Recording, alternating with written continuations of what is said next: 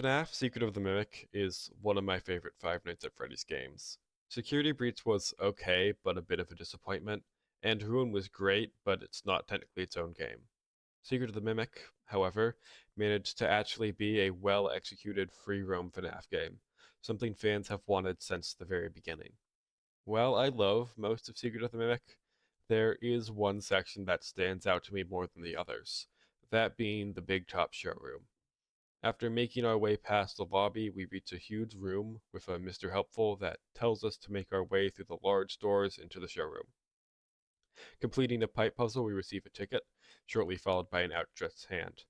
Giving said hand the ticket results in the curtain being pulled back to reveal the room with a massive Big Top waiting for us. The reveal of Big Top does a great job setting him up. We first get to see just his hand, and upon giving him the ticket, we get to see his true massive size, which works a lot better than seeing his full size immediately, since only showing part of him and then the whole thing draws even more attention to just how large Big Top is. The showroom is also full of these mannequins that are mostly just funny. Like, they say things that no human being would ever say in a way that no human talks. And it's extremely obvious that these are just here to get business owners to buy stuff. But they are kind of creepy. Like I said, they're intentionally extremely fake, but they do slightly dip into Uncanny Valley territory, especially when they become actually dangerous later. Also, the music, as well as Big Top's voice, are unnerving.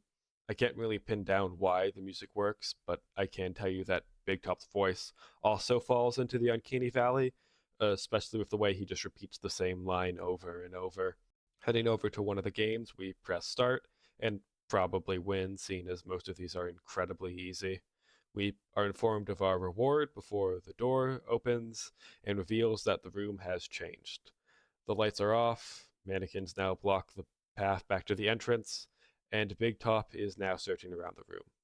I personally find this part very stressful. The way you have to dash between safe spots in the room, often not able to see where the closest one is, especially if you're in a locker, is pretty tense. I also love the way Big Top behaves in this section. Since he can't move yet, he scans the room with his eyes creating a spotlight, and that really highlights the main reason why this section works. Everything is designed to make you feel small. Both Big Top and the showroom itself are massive, and Big Top scans from above rather than searching on foot like every other enemy in the game. It all makes you feel like a mouse trying to hide from a cat, especially the spotlight, since its existence implies you are literally too small for Big Top to see normally. Anyways, remember that since it's going to be important later.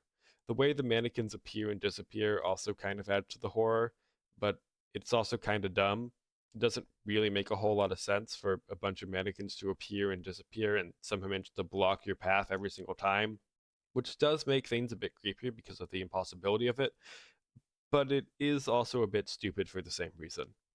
Once you finally make it back to the entrance, you have to solve the pipe puzzle again, albeit with a different configuration than before, while Big Top slowly makes his way into the room. I'm not sure if this works for everyone, but having to complete a certain task in a very limited amount of time will never not be stressful to me. Also, the way Big Top bends down when he enters the room adds the feeling of being small that I mentioned earlier, although you'll probably never notice that since you're normally just staring at the puzzle. After doing that, you then have to complete the other two games to get the number of spins on the prize wheel needed to continue. And that brings me to my only major criticism of this section, that it's kind of repetitive. You need to beat three games, two of which are literally the same thing, and the third one being very similar, make it past Big Top three times, and solve the puzzle three times in order to progress. Given how slow this part moves, because you have to spend a good chunk of time waiting for Big Top to turn far enough that you can safely run, this can get annoying pretty fast. It's not too much of a problem since the games are actually pretty fun and the game saves whenever you beat one, but I still feel like there had to have been some way to improve this. Anyways, once we finally finish, we win the grand prize of the wheel and get to make our way upstairs. Walking up said stairs, we get to see Big Top, now uprooted from his spot, climb outside. This immediately puts the player on edge because they now know that they're going to have to deal with Big Top again soon, but they don't know exactly how soon. Solving an honestly pretty bad puzzle, if you can call it that, we then unlock creator permissions and make our way onto the rooftop. Continuing on our way, we try to re enter the building, and then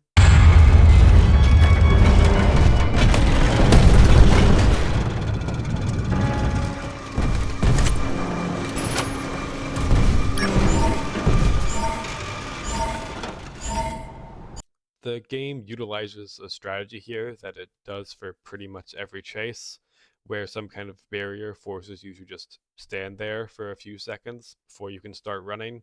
This is a pretty useful tactic as it means that the player, in the absence of being able to focus on running, will focus on whatever is chasing it instead, which helps a little bit with one of the main problems with chase sequences.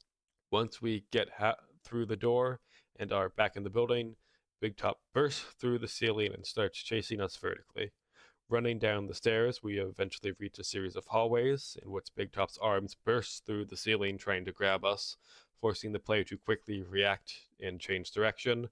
Going through the hole in the floor brings us to a crawl space in which we have to follow a specific route to make it across as hands burst down from above. Although, as far as I'm aware, it's not actually possible to die here.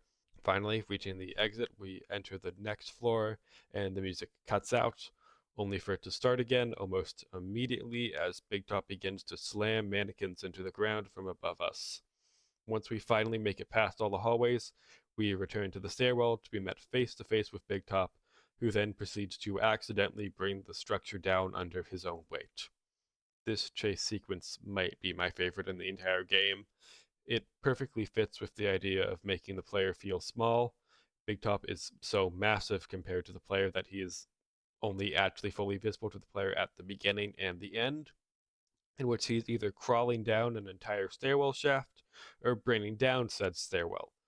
Choosing not to show Big Top's full presence makes the player feel even smaller, since it highlights the fact that Big Top doesn't need to chase after you directly like every other threat. Instead, he can hunt you down while barely moving. The way his arms burst down from above makes Big Top seem like someone trying to swat a fly. And just like a fly, he's not a threat you can fight. Instead, you can just run from him. You don't even really beat him. He beats himself because there's absolutely no way you could ever stop this thing. Well, that's it. Let me know what you think. I hope you enjoyed this video, and if you did, please consider hitting the like and subscribe buttons. That will never not feel cringy to say, but seriously, it helps out a lot, and I'm trying to see if maybe I can hit 100 subscribers by the end of the year. Anyways, that's about all I want to say. See you later.